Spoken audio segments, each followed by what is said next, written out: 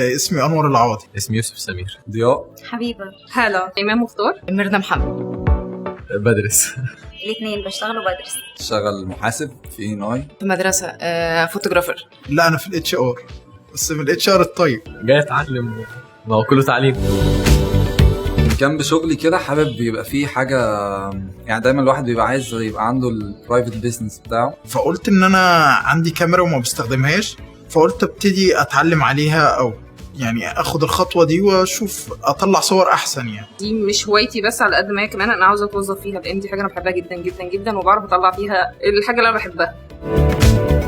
هو أنا استفدت حاجات كتير. أولا التعامل لذيذ جدا، والكورس اللي أنا باخده مرة مع مرة بلاقي الخبرة باخدها أكتر، حاسة فرق شاسع طبعا. استفدت جدا بصراحة، وخيري طريقته حلوة في الشرح. أنا ما كنتش متخيل كده، يعني أنا حاسس إن الناس كلها اللي موجودة هتكون تعرف تصور وانا الوحيد اللي مش عارف اي حاجه، بس لا هو بياخد المعلومه ببساطه وبيقولها لك واحده واحده، يعني يخليك تفهم المعلومه، ما بيزهقش من الاسئله.